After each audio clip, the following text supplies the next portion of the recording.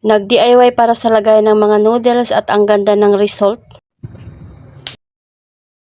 Bumili nga si Jowa ng isang buong plywood, ayan, at nabuo niya na nga iyan. At dahil meron pa tayong malaking wallpaper na natira na nilagay natin doon sa kwarto, ito nga po yung ilalagay niya dito sa panel. Ang ganda talaga ng quality ng wallpaper na to, kumarites. Ganito na nga yung itsura niya. Mabilis lang siyang gamitin kasi meron na nga siyang pangdikit. Mas maganda nga siyang tingnan dahil doon sa wallpaper na dinikit natin dito. Panel ay hiningi lang namin. Gamit din pala si Jowa ng pandikit dyan na no more nails. So ito na nga yung itsura niya nung lahat nga po ay nabalutan na. Kung nga ilagay ni Jowa ito doon sa ibabaw ng tindahan namin, patutuyuin niya lang muna iyan. So ito na nga yung before and after. Gumanda na nga tingnan dyan, kumarites, at mas maaliwalas na nga dito. Natanggal ko nga yung sabitan ng mga kape dyan at doon ko na nga lang isinabit sa organizer. Yung organizer na nilalagay sa bathroom pero dito ko nga nilagay sa tindahan namin. So, ang ganda niya, no, tingnan, kumarites, kahit wala pang mga noodles dyan. Kaya naman i-refill na nga natin yung mga noodles dito. Dyan pala sa ilalim kukuhain yung noodles pag merong bumili. Tapos pag may mga bagong bili ay doon mo naman ilalagay sa ibabaw. Kaya masusunod pa rin talaga yung first in, first out.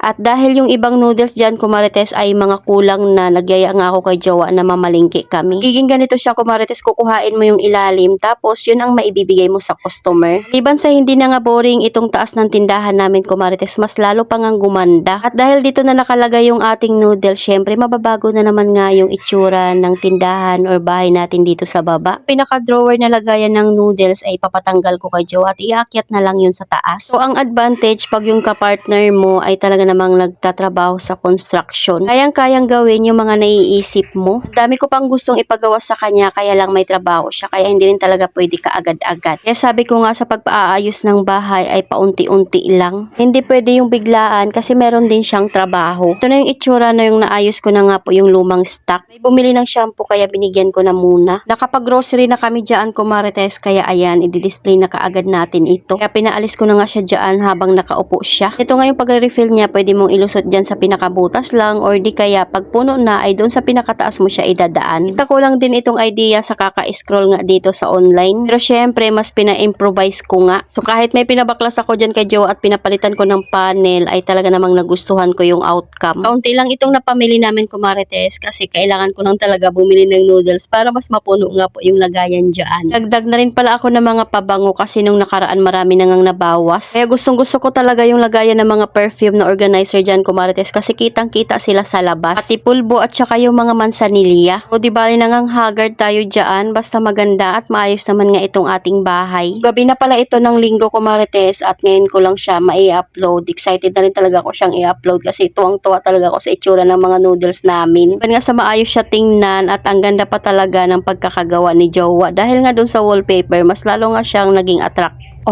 Para sa akin lang ha. Tapos ang kagandahan rin dyan, kita mo na rin kung ano yung mga kulang na noodles or di kaya mga kanton. Hindi mo na iisipin kung ano yung kailangang unang ibigay. Dagdag pala ako ng mga kaunting dilata, lalo na nga po yung mga tigta-3 peraso na lang. May bumili kaya ayan, bigyan na nga muna natin. So ito na nga yung after, kumarites, tingnan nyo naman kung gaano nga siya kaganda tingnan. Kaya naman talaga kilig na kilig ako nung natapos nga ito ni Jowa at kahit hindi pa na ilalagay dyan, nai-imagine ko na kung ano magiging itsura niya. So ayun lang muna, kumarites, salamat sa panonood, follow for more, God bless us.